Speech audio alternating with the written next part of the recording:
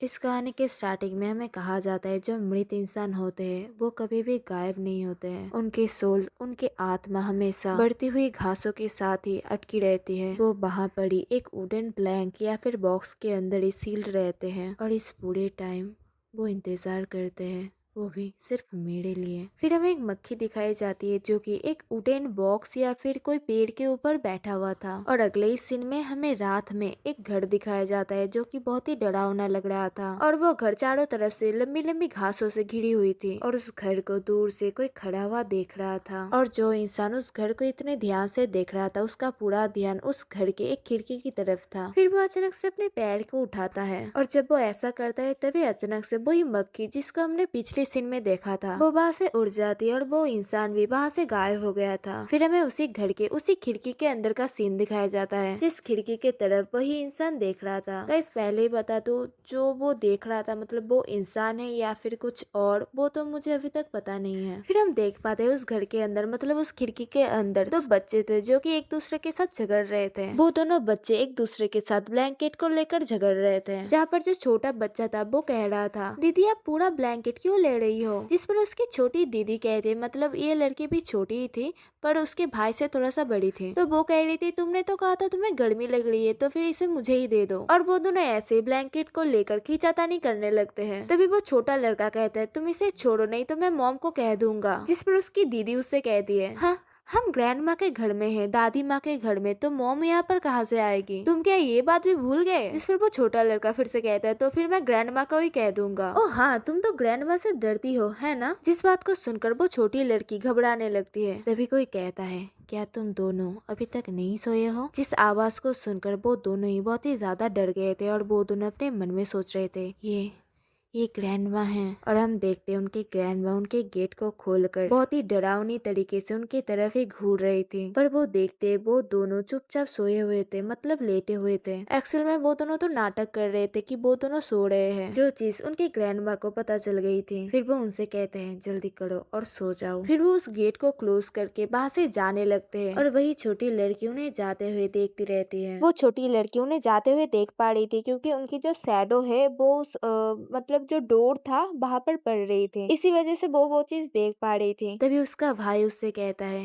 हे तुम ग्रैंडमा से इतनी डरती क्यों हो। तभी वो छोटी लड़की अपने भाई से कहती है क्योंकि ग्रैंड मदर एक सामन है। और फिर हमें दिखाया जाता है उनकी जो दादी थी मतलब हारिम की जो दादी थी वो एक रूम के अंदर आती है। ये शायद एक पूजा घर था क्योंकि उस रूम के अंदर बहुत सारे गॉड्स के स्टैचूज रखे थे। फिर उनकी दादी भगवान के स्टैचूज के सामने एक सिंगिंग बोल रिचुअल करने लगते हैं। गाइस इस रिचुअल में मतलब एक बोल जैसा चीज होता है जिसके चारों तरफ एक छोटा जो स्टिक जैसा होता है उसको घुमाया जाता है, फिर उस चीज से रिंगिंग साउंड क्रिएट करा जाता है। और उस रिचुअल को परफॉर्म करने के बाद उनकी जो दादी थी वो भगवान के सामने प्रेयर करने लगती है। प्रेयर में वो कहती है एक और दिन बिना किसी दुर्घटना के बिना गुजारने के लिए धन्यवाद। मैं भगवान की एक सर्वेंट होते हुए कह रही हूँ अगर हर दिन ऐसे ही सेफली गुजर जाए तो यही लौती चीज हमारे लिए बहुत ही बड़ी चीज होगी, यही चीज हमारे लिए ग्रेटेस्ट ब्लेसिंग होगी मेरा पोता दोंगाई और मेरी पोती हारिम के लिए। प्लीज कल का दिन भी उन दोनों के लिए अच्छा ही कर देना। उसके बाद वो अपना प्रेयर खत्म करके वहाँ से चली जाती है और फिर हमें उस पूजा घर के अंदर दिखाया जाता है जहाँ पर बहुत सारे कैंडल्स जल रहे थे। तभी वही फिगर मतलब जिस पर्सन को हमने पहले देखा था वही फिगर वहाँ पर आकर फूंक मार के उन सभी कैंडल्स को बुझा देती है और उस पूजा घर में अंधेरा छा जाता है। फिर हमें दूसरे दिन का सीन दिखाया जाता है जहाँ पर हमारी छोटी हारिम उसने अपने मॉम को कॉल किया था और वो अपने मॉम से कह रही थी मॉम आप कब वापस आएंगी। ग्रैंडमा ने फिर से मुझे डांटा, जिस बात पर हारिम की मदर फोन की दूसरी तरफ से कहती है ली हारिम तो फिर तुमने ग्रैंडमा के श्राइन के कैंडल्स को क्यों बुझाया था। एक्चुअल में मैं जिस चीज को पूजा घर कह रही हूँ उस चीज को कोरियन में श्राइन कहते हैं, तो फिर मैं अभी से श्राइन ही बोलूंगी। तभी हारिम कहती है पर मैंने ये चीज नहीं किया था, क्या ग्रैंडमा ने आपसे कहा है कि मैंने ये किया है। जिस पर हारिम की माँ उससे कहती है तो फिर और कौन ही करेगा, वहाँ पर तो सिर्फ तुम तीनों ही रहते हो। जिस पर हारिम कहती है ली दोंगिया वो भी तो कर सकता है। गाइस ली दोंगिया एक्चुअल में हारिम का जो छोटा भाई था उसका नाम ही एक्चुअल में ली दोंगिया है। उसके बाद हारिम फिर से कहती है ग्रैंडमा हमेशा मेरे ऊपर ही इल्जाम लगाती है। जिस पर हारिम की माँ हारिम से कहती है क्योंकि तुम ही बड़ी बहन हो। स्वीटी क्या तुम वैकेशन के दौरान अच्छे से बिहेव नहीं आ सकती हो, प्लीज अच्छे से बिहेव करो। उसके बाद हारिम फिर से कहने लगती है मॉम यहाँ के टीवी पर बहुत ही कम चैनल्स है और यहाँ पर इतनी ज्यादा गर्मी है कि मैं मर ही जाऊँ, और यहाँ पर तो वो सभी लोग पानी को पीने से पहले तो उबालते भी है। जिस पर हारिम की माँ कहती है ओ मेरी बेटी सुनकर थोड़ा सा हार्श लग रहा है, बाय द वे तुम्हारी ग्रैंडमा कहाँ पर है। तभी हारिम बाहर की तरफ देखते हुए कहती है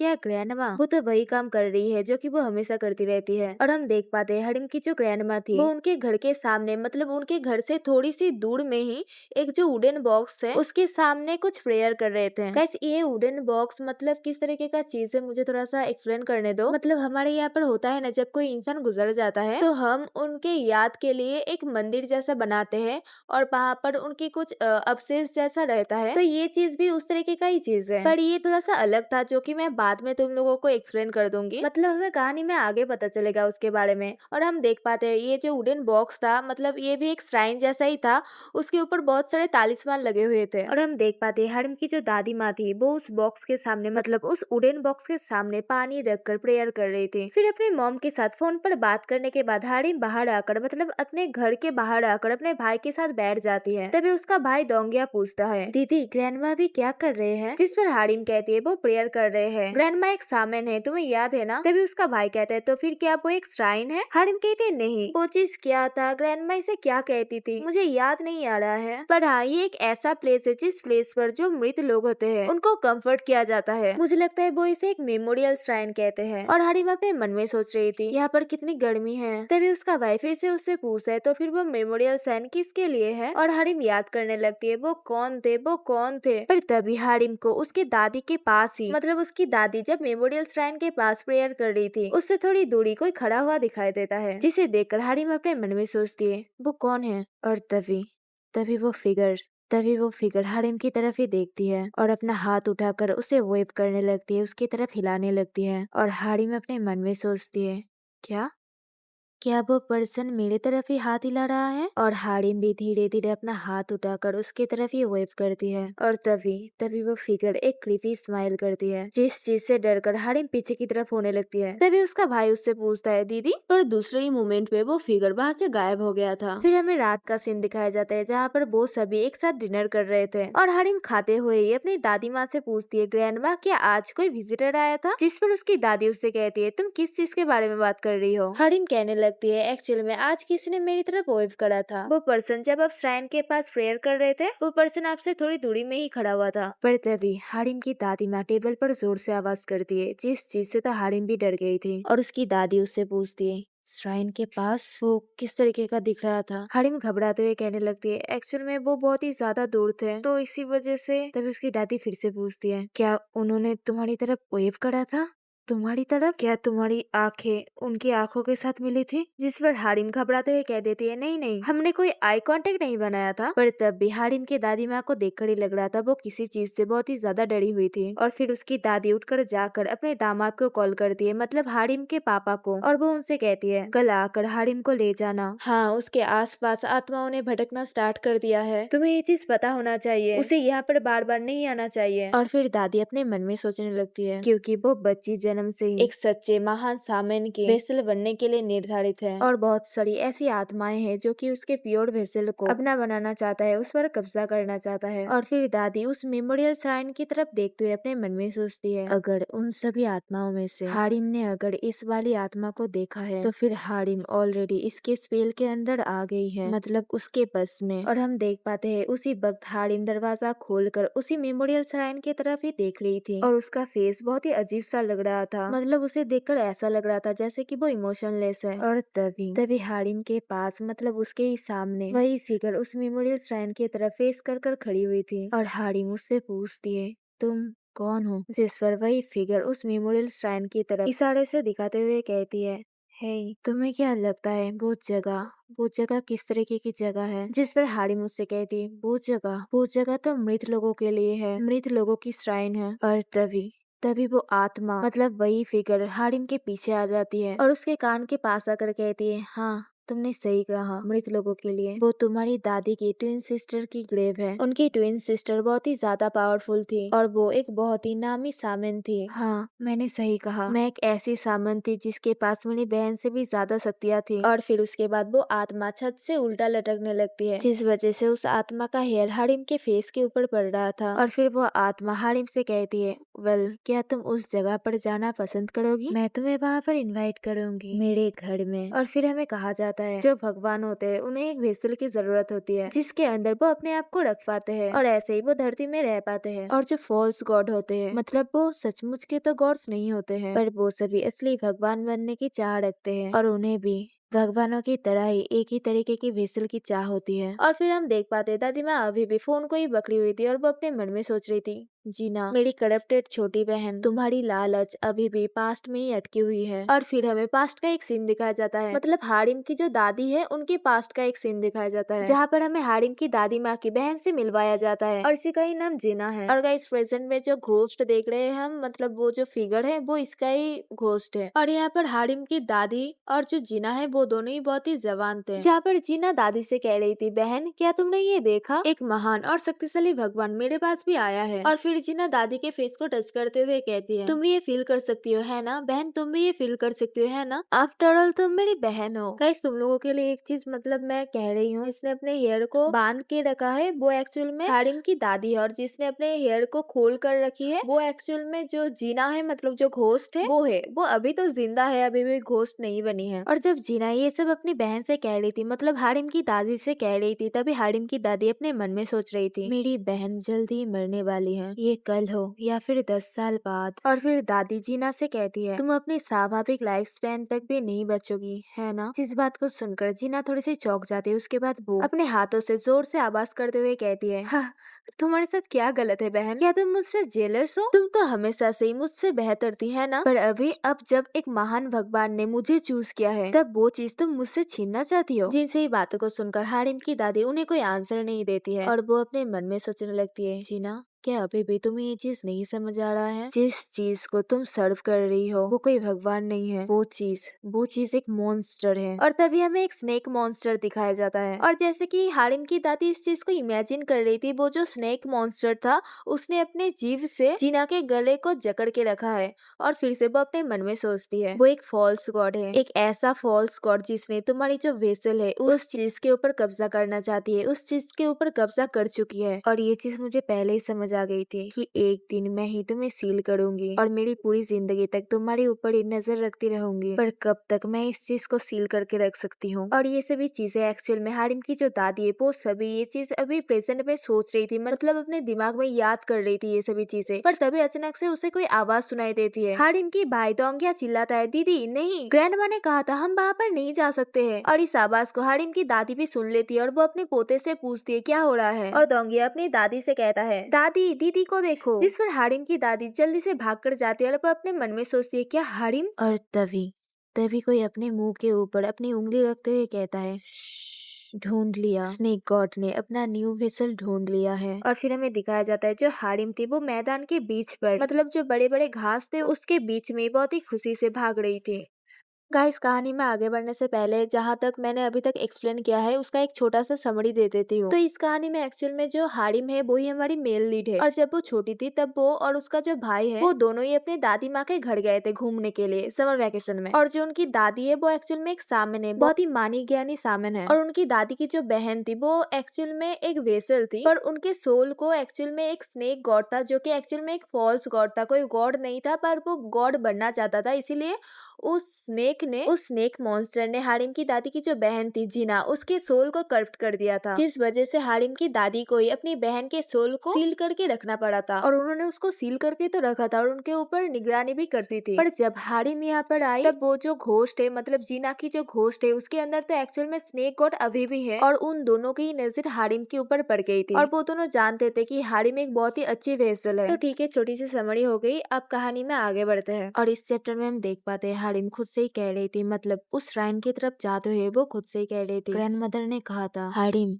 हारिम कभी भी उस श्राइन के पास मत जाना। पर हम देख पाते हारिम उसी श्राइन के सामने ही खड़ी हुई थी और हारिम फिर से कहने लगती है, ग्रैंड मदर ने कहा था हारिम हारिम कभी भी वहाँ पर रखी हुई पानी को मत पीना। पर हम देखते हारिम ने उस पानी को पी लिया था और उस पानी को पीने के बाद उसका जो बोल था उसको उसने जमीन में गिरा दिया था, जिस वजह से वो बोल टूट गया था। और वो फिर से कहने लगती है, ग्रैंड मदर ने कहा था आखिर में हारिम हारिम कभी भी श्राइन के दरवाजे को मत खोलना। और हम देखते हारिम को तो देखकर ही लग रहा था जैसे कि कोई चीज ने उसको पोजेस कर दिया है। तभी हारिम के पास जीना का घोस्ट आकर कहती है, हारिम हारिम, तुम्हारी ग्रैंड मदर ने जो भी चीजें कही थी वो सभी चीजें भूल जाओ और थोड़ा सा ही बाकी है, हम वहाँ तक पहुँच चुके हैं। और फिर वो घोस्ट हारिम का हाथ अपने हाथों से पकड़कर उस श्राइन की तरफ ले जाने लगती है और वो हारिम से कहती है, जल्दी करो, तुम्हारे इन हाथों से जल्दी करो, सभी तालिस्मानों को चीर दो। और वो अपने हाथ से, मतलब जीना अपने हाथ से हारिम के हाथ को पकड़ के उस तालिस्मान को चीर देती है वहाँ से। और वो हारिम के दोनों हाथों को पकड़ के उससे कहती है, और इस दरवाजे को खोल दो। और वैसा ही वो करती है, मतलब हारिम के हाथों को पकड़ के उसके हाथों से ही उस दरवाजे को खोल देती है। और हम देखते हैं पीछे से ग्रैंड मदर चिल्ला रही थी, हारिम हारिम, पर फिर ग्रैंड मदर रुक जाती है। वो हैरान हो जाती है क्योंकि हारिम ने वो दरवाजा खोल दिया था। और ग्रैंड मदर हारिम को देखकर कहती है,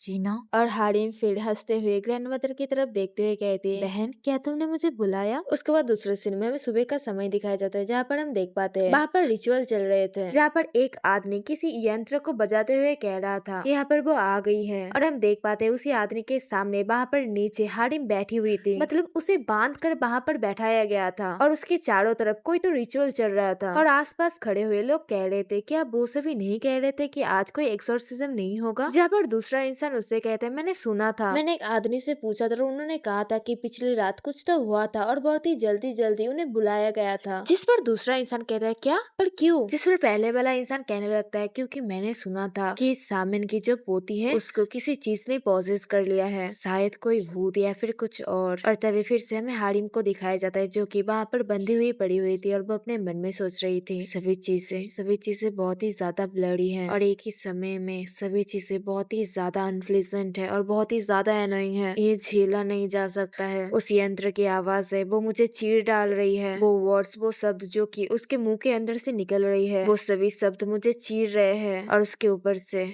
ग्रैंडमदर, दादी, उनकी ये डांस मूवमेंट्स। और हम देख पाते हैं हारिम की जो दादी थी वो कोई रिचुअल परफॉर्म कर रही थी, मतलब होता है ना जब एग्जॉर्सिज्म करा जाता है जापानीज कल्चर में या फिर कोरियन कल्चर में, वो कुछ डांस तरीके के कुछ करते हैं स्पिरिट को बुलाने के लिए, वही डांस वो कर रहे थे, मतलब हारिम की दादी कर रही थी। और हारिम को देखकर लग रहा था जैसे कि वो थक रही थी, बहुत ही ज्यादा थकी हुई थी और उसके आंखों के नीचे तो गड्ढे भी पड़ गए थे। और वो फिर से अपने मन में सोचने लगती है, ये सभी चीजें असहनीय है, ये सहा नहीं जा सकता है, ये सभी चीजें, ये बहुत ही निर्दय है, बहुत ही ज्यादा निर्दय है, बहुत ही ज्यादा, ये एक एग्जॉर्सिज्म है। और उसके बाद हारिम की दादी परफॉर्म करते करते, मतलब डांस परफॉर्मेंस करते करते, एक तलवार थी, उस तलवार को हारिम के शोल्डर पर रखती है और हारिम फिर से अपने मन में सोचने लगती है, ये एक रिचुअल है जिससे वो मुझे बाहर निकालना चाहते हैं। और जब हारिम की दादी ने अपने तलवार को हारिम के शोल्डर पर रखा था तब हारिम कुछ देर के लिए डर गई थी, पर अचानक से वो अपना एक्सप्रेशन चेंज कर लेती है और फिर वह हंसते हुए कहने लगती है, बहन इस चीज से तो गुदगुदिया हो रही है। एंड फिल्म में ये स्माइल बहुत ही ज्यादा क्रीपी थी और वो फिर से अपनी दादी से कहने लगती है, रिचुअल की जो ब्लेड्स है वो बहुत ही ज्यादा फीकी पड़ गई है ना? क्या ऐसा हो सकता है तुम्हारी जो स्पिरिचुअल पावर है वो अभी खत्म हो गई है, कम्प्लीटली खत्म हो गई है? तुम तो अभी बूढ़ी भी हो गई हो बहन। और वो फिर से हंसने लगती है, जिस बात पर हारिम की दादी चिल्लाते हुए कहती है, चुप करो। और हाँ, एक चीज में गलती मत करना, हारिम की बॉडी में हारिम अभी भी थी पर उसके बॉडी में जीना भी थी और बीच बीच में जीना उसके बॉडी को कंट्रोल कर रही थी। और तुम उसकी बातों को सुनकर ही समझ सकती हो कि कब जीना बात कर रही है और कब हारिम बात कर रही है। पर बेसिकली इस वक्त तो हारिम कोई बात ही नहीं करती है, बेसिकली जीना ही बात करती है। हारिम तो अपने मन के अंदर ही कुछ चीजें सोचने लगती है, मतलब सोचती है बीच बीच में। उसके बाद हारिम की दादी फिर से उस तलवार को हारिम के बॉडी के ऊपर, यहाँ पर, वहाँ पर मार रही थी और वो कह रही थी, क्या ये चीज यहाँ पर है, क्या ये यहाँ पर है, क्या वो तुम्हारे फेस पर है? और हम देख पाते हारिम बहुत ही ज्यादा हंस रही थी और वो हंसते हुए कहती है, मैंने कहा ना इस चीज से मुझे गुदगुदिया हो रही है। और तभी अचानक से हारिम की दादी उस तलवार को हारिम के पैर पर मारती है, जिस चीज से हारिम बहुत ही जोरों से चिल्लाने लगती है, चिल्लाते हुए वहाँ पर गिर जाती है अपने मुंह के बल। और हारिम की दादी कहती है, ओ तो फिर ये चीज यहाँ पर है, तुम यहाँ पर छुपी हुई हो। गाइस एक्चुअल में ये जो तलवारें है वो स्पिरिचुअल एनर्जी से भरी हुई है और वो रिचुअल का ही पार्ट है। और एक्चुअल में हारिम की दादी इस तलवारों से ये ढूंढने की कोशिश कर रहे थे कि जीना की जो आत्मा है उस आत्मा ने हारिम को किस बॉडी पार्ट से उसे पॉसेस करा था। और हारिम रोने लगती है, पर हारिम की दादी थोड़ी सी भी नहीं रुकती है। वो मारते हुए कहने लगती है, इसे छोड़ दो, उसे छोड़ दो, हारिम को छोड़ दो। क्या चीज है जो कि तुम चाहती हो उससे, जल्दी बोलो। और दूसरी तरफ हारिम रोते जा रही थी। फिर वो अचानक से कहती है, ब्लेड्स, वो तलवार है, मैं देखना चाहती हूँ तुम्हें एक महान आत्मा को सर्व करते हुए। मैं तुम्हें देखना चाहती हूँ बहुत सारे लोगों के सामने, उन ब्लेड्स के ऊपर तुम्हें चलते हुए देखना चाहती हूँ। और यही चीज मुझे उत्सुक बनाती है। जिस बात को सुनने के बाद हारिम की दादी अपने मन में सोचने लगती है, क्या इसी वजह से तुम उसकी पैरों में अटकी हुई हो। उसके बाद अचानक दादी दूसरों से ऑर्डर करती है, जल्दी से ब्लेड्स को प्रिपेयर करो अभी। फिर हमें थोड़ी देर बाद का सीन दिखाया जाता है, जहाँ पर हम देख पाते हैं हारिम की माँ हारिम के दादी के पैरों को धो रही थी। और वो मतलब हारिम की माँ हारिम की दादी से पूछ रही थी,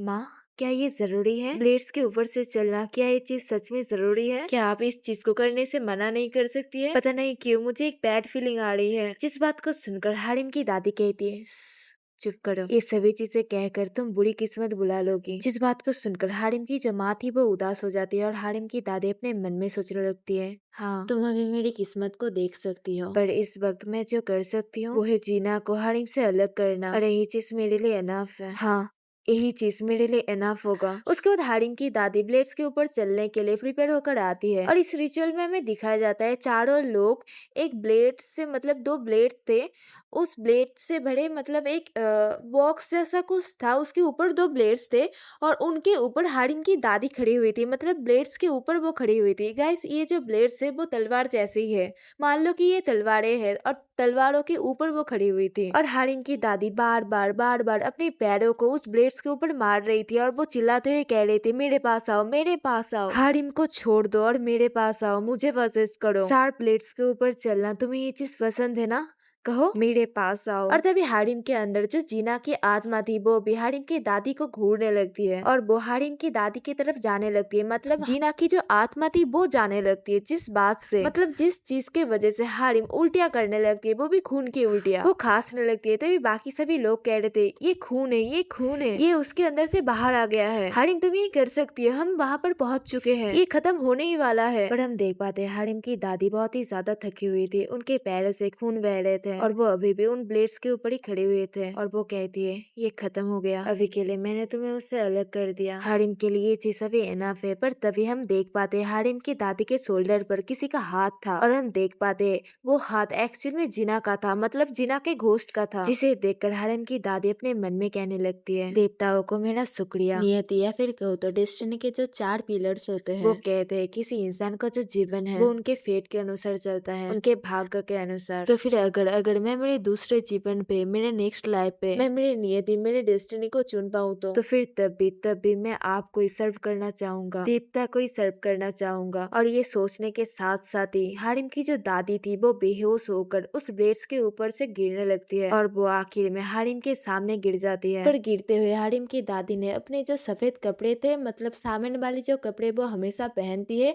उस कपड़े को हारिम के ऊपर गिरा दिया था, मतलब उस कपड़े से हारिम को ढक दिया था। और हारिम उस कपड़े के थ्रू देख पा रही थी, मतलब हारिम की दादी के ऊपर ही वो जिना का आत्मा बैठा हुआ था और हारिम जिना की आत्मा को उस कपड़े के थ्रू बहुत ही अच्छे से देख पा रही थी। पर जो जिना थी, उसकी जो आत्मा थी, वो कह रही थी, वो कहाँ पर चली गई, वो लड़की कहाँ पर चली गई, बहुत मुश्किल से मुझे ये वेसल मिला था, मैं उसको खो नहीं सकता हूँ, मैं उसको खोना नहीं चाहता हूँ। गाइस एक और चीज मैं यहाँ पर क्लियर करना चाहती हूँ। मैं जानती हूँ कि मैं बीच बीच में बहुत ही ज्यादा इंटरप्ट कर रही हूँ स्टोरी के अंदर, पर ये एक हॉरर स्टोरी है और यहाँ पर थोड़ी चीजें कॉम्प्लिकेटेड है, इस वजह से मतलब स्टोरी को अच्छे से समझने के लिए सभी चीजें एक्सप्लेन करना पड़ेगा, मुझे माफ कर देना इसके लिए।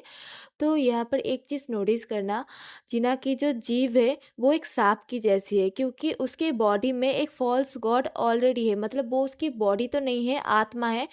तुम ये चीज कह सकते हो उसकी आत्मा 50-50 है, मतलब 50% वो जिना की आत्मा है और 50% वो फॉल्स गॉड, मतलब वो स्नेक मॉन्स्टर की आत्मा है, क्योंकि जब वो जिंदा थी तब तो स्नेक गॉड ने ऑलरेडी जिना को करप्ट कर ही दिया था। और एक और चीज, हारिम इस सीन में जिना को उस कपड़े के थ्रू देख पा रही थी, क्योंकि वो भी एक सामन है और हमने पहले सीन में भी देखा था कि हारिम भूतों को देख सकती है। पर वहां पर जो दूसरे लोग खड़े हुए थे वो कोई भी जिना को नहीं देख पा रहे थे और जिना भी एक्चुअली में हारिम को नहीं देख पा रही थी, क्योंकि उसने अपने दादी के जो सामन वाले कपड़े थे वो अपने ऊपर ओढ़ के रखे थे। उसके बाद जिना की आत्मा फिर से हारिम के पास आकर कहती है, रुको, क्या तुम वहाँ पर हो? और वो उस कपड़े के इतना पास चली जाती है, उन दोनों के आइस मिलने ही वाले थे, मतलब उन दोनों के आइस के बीच में सिर्फ वो कपड़ा ही था और जीना उसे नहीं देख पा रही थी क्योंकि ऑब्वियसली वो एक सामिन का कपड़ा था और जरूर हारिम की दादी ने कुछ तो रिचुअल करा ही होगा जिस वजह से उस कपड़े के थ्रू जीना उसे नहीं देख पा रही थी, मतलब हारिम को उसके अंदर जरूर कोई स्पिरिचुअल एनर्जी थी और इसी वजह से इतनी कोशिश के बाद भी जीना हारिम को नहीं देख पाती है। पर फिर भी जीना कहती है, मैं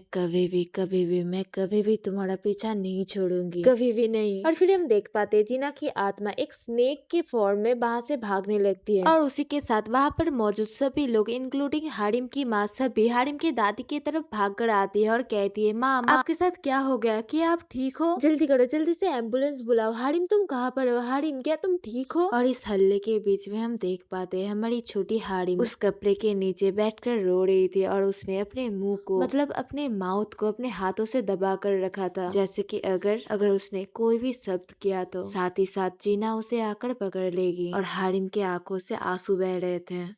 और फिर हमें कहा जाता है ग्रैंड मदर ने पहले से अपनी बेटी मतलब हारिम की माँ को पहले से ही बता दिया था, मेरी बेटी एक्सोर्सिज्म स्टार्ट करने से पहले मैं तुम्हें कुछ बताना चाहती हूँ, अगर रिचुअल के दौरान मेरे साथ कुछ हो जाए तो मेरे फ्यूनरल में मत आना, एक्सोर्सिज्म खत्म होने के तुरंत ही अपने घर लौट जाना, पर अपने घर लौटने वक्त मेरे जो सामान वाले कपड़े है उन कपड़ों से हारिम को ढक कर ले जाना और हाँ हारिम को उसके नाम से मत बुलाना, वो भी 49 डेज के लिए, और इन 49 डेज के लिए उसे मेरी सामान वाले कपड़े पहना कर ही रखना और जब 49 डेज पार हो जाएंगे तब जहाँ पर तुम अभी रहती है वहाँ से कहीं और चले जाना, वो बुरी शक्ति हारिम को ढूंढ ले उससे पहले वहाँ से चले जाना। और जैसा कि हारिम की दादी ने कहा था हारिम की माँ से, हारिम की माँ भी वही चीजें फॉलो करती है, वो तुरंत ही वो रिचुअल खत्म होने के साथ साथ ही हारिम को उसकी दादी की कपड़ों से ओढ़ कर वहाँ से ले जाने लगती है। और फिर हमें रात को हारिम की दादी के घर का सीन दिखाया जाता है जो कि फिलहाल सुनसान था क्योंकि हारिम की दादी ऑलरेडी गुजर गई थी, उन्होंने अपने पोती को बचाने के लिए अपने आप को सेक्रीफाइस कर दिया था और फिलहाल तो उस घर में कोई नहीं रहता है। पर दूसरे ही सीन में उनके घर के सामने जो श्राइन थी जिसके अंदर से जीना बाहर आई थी, वो श्राइन हमें दिखाया जाता है जिसके ऊपर जो तालिस्मान था वो तो पहले से ही चिरा हुआ था और उस श्राइन के गेट के पास एक होल भी बन गया था और फिर हमें दिखाया जाता है उस होल के अंदर से एक सांप या फिर कहो तो एक स्नेक बाहर आ रहा था, पर अचानक से कोई इंसान उस स्नेक को पकड़ लेता है और उस स्नेक को पकड़ने के बाद वो कहता है, वाओ ये किस तरीके का स्नेक है, जिस पर दूसरा आदमी उससे कहता है, यहाँ के लोग कह रहे थे यहाँ वहाँ हर जगह सांप घूमते रहते हैं, और देखकर लगता है कि हाँ वो झूठ नहीं कह रहे थे। जिस पर वही पहले वाला आदमी जिसने उस सांप को पकड़ा था वो उस सांप को उस स्टिक से उठाते हुए कहता है, मुझे लगता है मुझे इस सांप को अल्कोहल के जार के अंदर डिप करके रखना चाहिए और जब बोंगिल बड़ा हो जाएगा तब हम उस जार को खोलेंगे। जिस पर उसका दोस्त उससे कहता है, तो फिर तुम मुझे तब बुलाओगे है ना? वो आदमी कहता है, हाँ जरूर, मैं तो जरूर बुलाऊंगा, पर उससे पहले बोंगिल को 20 साल का होना पड़ेगा और तब जाकर मैं इस जार को खोलूंगा, क्या तुम तब तक इंतजार कर पाओगे? जिस पर उसका दोस्त कहता है, कम ऑन, तुम्हें क्या लगता है मैं क्या कुछ साल इंतजार भी नहीं कर सकता हूँ? और दूसरे सीन में हमें कुछ साल बाद का सीन दिखाया जाता है जहाँ पर हम देख पाते हैं वही दो इंसान जो उसको टोस कर रहे थे और टोस करने के बाद वो दोनों पीने लगते हैं और हम देख पाते हैं उनके पीछे एक सिल्फ रखा था जहाँ पर बहुत सारे स्नेक थे और वो सभी स्नेक अल्कोहल के जार के अंदर थे और वहाँ पर एक और बीच में सांप था और मुझे देखकर लगता है कि ये सांप वही सांप था जिसको उन्होंने मतलब बहुत साल पहले पकड़ा था वहाँ पर हारिम के दादी के घर में। उसके बाद वो दोनों आदमी कहने लगते हैं, ये तो सच में अमेजिंग है, चलो एक और बार पीते हैं। और ऐसे ही वो दोनों बातें करते रहते हैं और तभी हमें दिखाया जाता है सीढ़ियों से कोई नीचे उतर कर आ रहा था और वो एक हाई स्कूल स्टूडेंट था जिसको देखकर एक आदमी कहते हैं, हो बोंगिल क्या तुम स्कूल जा रहे हो? और गाइस ये वही आदमी था मतलब जिसने सांप पकड़ा था उसका दोस्त, और सांप पकड़ने वाला आदमी भी यहाँ पर ही है और ये लड़का वही बोंगिल है जिसके बारे में वो सभी बात कर रहे थे कुछ साल पहले। और बोंगिल भी उस आदमी को हेलो करता है और फिर वो दोनों आदमी फिर से बातें करने लगते हैं और बोंगिल भी अपने कानों में हेडफोन डाल देता है और वो आदमी उससे कहता है, मुझे माफ कर देना, पर देखकर लगता है कि मैं अभी तक थोड़ा सा और पीने वाला हूँ। और बोंगिल भी उससे कहता है, आपको जितना पीना है आप पी लीजिए, और वैसे भी ये सभी चीजें ठीक नहीं है, ये सब पीना ये सभी चीजें ठीक नहीं है। जिस पर वो आदमी बोंगिल से कहता है, हे बच्चे तुम तो एक एथलीट हो तो फिर तुम्हें भी थोड़ा सा पीना आना चाहिए। बोंगिल कहता है, मैं भी जा रहा हूँ यहाँ से, और फिर बोंगिल वहाँ से चले जाता है और वही आदमी बोंगिल के पापा से कहने लगता है, वाह वो तो बहुत ही टॉल और हैंडसम बन गया है। बाय द वे क्या उसने सॉकर छोड़ नहीं दिया था? उसने तो शुरू करने के साथ साथ ही वो खेल छोड़ दिया था है ना? पर देखकर लगता है कि बेसबॉल भी उसके साथ अच्छा जा रहा है। जिस पर बोंगिल का पापा उस आदमी से कहता है, कौन जाने वो मुझसे कोई बात भी नहीं करता इसीलिए मुझे भी लगता है कि अच्छा ही चल रहा होगा, पर उसका पर्सनालिटी। वो आदमी कहता है क्या उसका पर्सनालिटी, उसके बारे में क्या है। और तभी हमें दूसरे तरफ का सीन दिखाया जाता है जहाँ पर हम देख पाते हैं बोंगिल को कोई बहुत ही जोरों से मार रहा था और जो आदमी या फिर जो लड़का उसे मार रहा था वो एक स्टिक से उसे मार रहा था, उसके थाई के ऊपर मार रहा था। और इस वक्त बोंगिल पुशअप करने की पोजीशन में लेटा हुआ था, मतलब लेटा तो नहीं, मतलब उसकी पोजीशन में था। और उसे मारने के बाद वो लड़का बोंगिल से कहता है अभी खड़े होकर बैठो। और हाँ, हे साइको, अपनी तरफ देखो, तुम फिर से अपने सीनियर को इग्नोर कर रहे हो। हे तुम साइको। जिस बात पर बोंगिल उसके तरफ सर उठाकर देखने लगता है और वो अपने सीनियर से कहता है क्या है। उसके बाद थोड़ी देर बाद का सीन दिखाया जाता है जहाँ पर बोंगिल अपने चोट के ऊपर बैंडेजेस लगा रहा था, तभी कोई और लड़का उस सीनियर से आकर कहता है हे पता है डीन को कुछ आवाजें सुनाई दी थी, वो भी बहुत ही लाउड नॉइसेस, इसी वजह से वो यहाँ पर देखने के लिए आए थे। जिस पर वही सीनियर उस लड़के से पूछता है तो फिर तुमने उनसे क्या कहा। वो लड़का कहता है मैंने कहा कि हम सब तो मजे कर रहे थे, हम सब तो बातें कर रहे थे, मैंने उनसे कहा कि चिंता करने की कोई जरूरत नहीं है। पर हम सभी बोंगिल के हालत को देखकर ही समझ पा रहे थे कि ये सभी चीजें चिंता करने वाली ही थी। उसके बाद जब बोंगिल अपने लॉकर से चीजें निकालने के बाद वहाँ से जाने लगता है तभी उसके सामने कोई बेसबॉल बैट लेकर खड़ा हो जाता है और वो वही सीनियर था और वो बोंगिल से कहता है मेरे सामने वो करो। जिस बात पर बोंगिल भी अपना हेडफोन उतार के जल्दी से वो कर वहाँ से भाग जाता है, मतलब एक चुटकी में वहाँ से भाग जाता है। जिस पर वो सीनियर फिर से गुस्सा हो जाता है और वो कहता है क्या सीरियसली, ये एरोगेंट बेवकूफ लड़का। और उसे गुस्सा होते हुए देखकर दूसरा लड़का उस सीनियर से कहता है क्या तुम्हें सच में लगता है वो लड़का उसके सामने बो डाउन करेगा जिसने अभी अभी उसे इतना ज्यादा मारा है। जिस पर वो सीनियर उससे कहता है पर मैं भी तो ये चीज करता था जब भी मुझे भी मारा जाता था। जिस पर वो लड़का फिर से उस सीनियर से कहता है पर फिर भी एटलीस्ट वो तुम्हारे मुंह पे तो बात नहीं कर रहा है, जो सभी चीजें तुम दोनों के बीच में हुआ है उसके बाद भी वो तुम्हारे मुंह पे कोई बात नहीं कर रहा है। और उस हिसाब से जब भी तुम उसे बो करने के लिए कहते हो वो तुम्हारी बातों को मानकर तुम्हारे सामने बो करता है, इस हिसाब से तो वो बहुत ही ज्यादा ओबीडियंट है। जिस पर वो सीनियर चिल्लाते हुए कहता है क्या तुम इस चीज को ओबीडियंट बुला रहे हो। वो लड़का उस सीनियर से कहता है अरे शांत हो जाओ सियोंगून, गाइस मैं इस लड़के को सीनियर ही बुलाऊंगी। उसके बाद वो लड़का फिर से सीनियर से कहने लगता है अगर तुम फिर से कोच के द्वारा पिछली टाइम की तरह पकड़े गए तो तुम्हें पता तो है ना, अगर तुम फिर से पकड़े गए तो तुम ही होगे जिसको सस्पेंड किया जाएगा, तो उसको लेकर इतना ज्यादा चिंता मत करो जब तक कुछ अनएक्सपेक्टेड नहीं हो जाता है। इस लीग के लिए तुम ही हमारे टीम के स्टार्टर हो। और तभी अचानक से अनाउंस होती है अभी 7:50 हो रहे थे, वो भी सुबह के। और तभी बोंगिल अपना सर उठाकर अपने स्कूल के बिल्डिंग की तरफ देखने लगता है और हमें उसे स्कूल के अंदर एक क्लास के अंदर का सीन दिखाया जाता है जहाँ पर एक टीचर क्लास के अंदर एंटर करते हुए कहता है क्लास के अंदर एंटर करने के साथ साथ ही मुझे पसीनों की गंध आ रही है, तुम वो लड़की जो खिड़की के पास बैठी हुई है, खिड़की को खोल दो। जिस पर वो लड़की भी कहती है हाँ सर। और फिर वो लड़की उस खिड़की को खोलने लगती है और उस खिड़की को खोलने के साथ साथ ही उसे उस खिड़की के पास एक हाथ दिखाई देता है। तभी वो क्लास टीचर उस लड़की से कहते हैं ओ हाँ तुम तो बहेरिटन स्टूडेंट हो है ना, तुम्हारा नाम क्या था। जिस पर वो लड़की टीचर की तरफ देखते हुए कहते ओ मेरा नाम ली हारिम है। और गाइस ये हमारी वही छोटी ली हारिम है जो कि अभी बड़ी हो गई है और बेसिकली वो एक ईयर रिपीट कर रही थी, मतलब एक क्लास रिपीट कर रही थी। मतलब कभी कभार होता है ना किसी रीजन की वजह से तुमने एक क्लास 2 बार पढ़ा है, ये वही चीज है। उसके बाद हारिम फिर से उस खिड़की की तरफ देखने लगती पर वहाँ पर वो हाथ अभी नहीं था जिस हाथ को उसने पहले देखा था। तभी अचानक से एक लड़की टीचर से कहने लगती टीचर क्या हम खुद से नहीं पढ़ सकते हैं, हम तो अभी सीनियर्स भी बन चुके हैं। टीचर कहते ओ तो फिर ठीक है अपनी किताबों को खोलो। जिस पर वही लड़की अपने मन में सोचने लगती क्या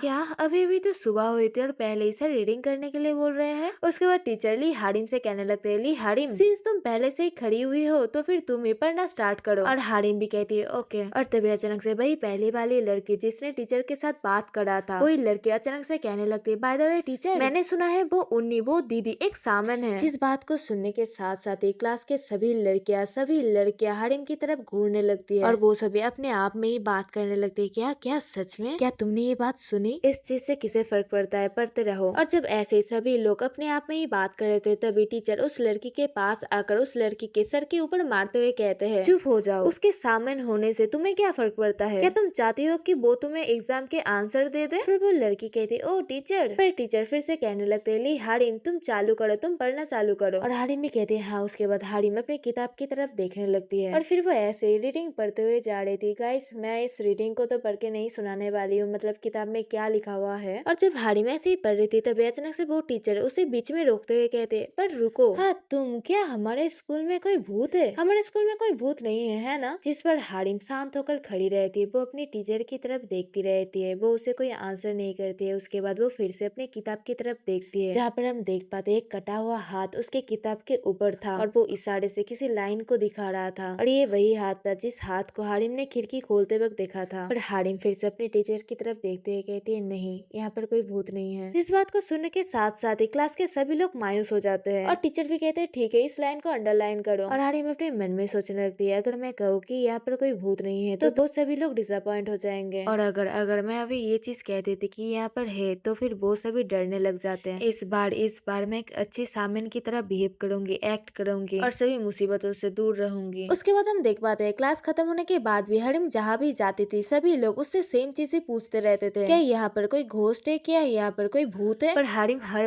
वक्त सेम ही चीज कहती रहती थी, नहीं, यहाँ पर कोई भूत नहीं है, भूत नहीं, यहाँ पर कोई भूत नहीं है, कोई भी नहीं, एक भी नहीं। और फिर हम देख पाते हैं वही लड़की जिस लड़की ने कहा था कि हारिम एक सामन है, वो लड़की हारिम के साथ स्कूल के सीढ़ियों से जाते हुए कह रही थी, क्या दीदी, क्या आपका मतलब ये है कि स्कूल के एली के पास भी कोई भूत नहीं है। हारिम कहती, नहीं, कोई भी नहीं। जिस पर वो लड़की फिर से हारिम से पूछने लगती है, तो फिर दीदी, आपने लास्ट टाइम कब भूत देखा था। हारिम कहती, मैंने तुमसे कहा ना कि मैं उन्हें नहीं देख सकती हूँ, और मैंने पहले भी ये चीज कभी नहीं कही थी कि मैं भूतों को देख सकती हूँ। जिस पर वो लड़की दोबारा हारिम से पूछने लगती है, तो फिर आप एक साल के लिए स्कूल क्यों नहीं आई थी और आपने एक ईयर रिपीट क्यों किया। मैंने तो सुना था कि आपको स्पीड सिकनेस हो गई थी, भूतों की बीमारी हो गई थी, इसी वजह से आपने स्कूल से छुट्टी ली थी। इस बात को सुनने के बाद हारिम उस लड़की की तरफ घूरने लगती है। तभी वो लड़की डरते हुए कहती है, माफ कर देना, क्या मैं थोड़ा सा ज्यादा ही पूछ रही थी। हारिम कहते हैं, नहीं, ये बात सच है, मुझे बुखार था, इसी वजह से मैंने छुट्टी ली थी। मैं सिर्फ ये सोचकर हैरान हो रही थी कि तुम्हें ये सभी चीजें कैसे पता चली। फिर हारिम उस लड़की की तरफ स्माइल करते हुए कहते, क्या तुम इस तरीके की चीजों के ऊपर इंटरेस्टेड हो। वो लड़की डरते हुए कहती, नहीं नहीं, कभी भी नहीं, मुझे तो इन सभी चीजों से नफरत है। मैंने तो कुछ बच्चों से सुना था कि उन्होंने आपको देखा था, वो जहाँ पर अपने फॉर्चून चेक कराने गए थे वहाँ पर उन्होंने आपको देखा था। हारिम कहती, क्या मुझे। और फिर हारिम अपने मन में सोचने लगती है, कुछ भी चल रहा है, मुझे हैरानी थी उन सभी को इसके बारे में कैसे पता चला था, पर देखकर लगता है इस दुनिया के अंदर किसी के पास भी कोई सीक्रेट नहीं रहता है। और वैसे भी तुम इस चीज को लेकर इतना ज्यादा क्यूरियस हो ही क्यों कि घोस्ट एग्जिस्ट करते हैं या फिर नहीं, और तुम करने भी क्या वाली हो अगर तुम्हें पता चल जाए कि वो एग्जिस्ट करते हैं। क्या तुम मेरी मदद करोगी उनसे छुटकारा पाने में, इस चीज से छुटकारा पाने में। और फिर हम देख पाते वो हाथ अभी भी हारिम के सर के ऊपर ही चिपका हुआ था, मतलब वही हाथ वाला घोस्ट, और बेसिकली वो हाथ हारिम के फेस के ऊपर क्रॉल कर रहा था। और फिर दोबारा हारिम अपने मन में सोचने लगती है, दूसरे दिन से भी आज का दिन बहुत ही ज्यादा एनोइंग हो रहा है, ये चीज बहुत ही ज्यादा एनोइंग होते जा रहा है। और वो उस हाथ की तरफ घूरते हुए अपने मन में सोचने लगती है, मुझे परेशान करना बंद करो तुम बेवकूफ बच्चे, अगर असल में किसी इंसान को ये चीज दिखाई देता तो। तभी अचानक से वो लड़की चिल्लाती है, दीदी, और वो लड़की हारिम के हाथ को पकड़ के दूसरी तरफ खींच लेती है और हारिम के पास से कोई चीज बहुत ही ज्यादा तेजी से गुजरता है। और हम देख पाते हैं हारिम के सर के ऊपर या फिर कहूँ तो फेस के ऊपर वो हाथ अभी नहीं था। और फिर हारिम उस हाथ की तरफ देखती है जो कि नीचे पड़ा हुआ था, और उसके ऊपर एक बॉल था, मतलब बेसबॉल, और असल में ये बॉल ही बहुत ही तेजी से आया था और उस हाथ को लेकर मतलब नीचे गिर गया था। और इस बॉल को देखकर ही उस लड़की ने हारिम के हाथ को पकड़ के खींचा था, और तभी कोई भाग कर आता है। और फिर हारिम उस इंसान की तरफ देखने लगती है और वो कोई और नहीं बोंगिल ही था, और उन दोनों का आई कांटेक्ट होता है। और बोंगिल हारिम से पूछता है, क्या तुम ठीक हो। और मैं जानता हूँ तुम सभी को ये चीज याद ही होगा, बोंगिल के पापा ने पहले से ही कहा था कि बोंगिल अभी बेसबॉल खेलता है। तो ठीक है, इसी के साथ ये चैप्टर मैं यहाँ पर ही खत्म कर रही हूँ। और हाँ, थैंक्स फॉर वॉचिंग।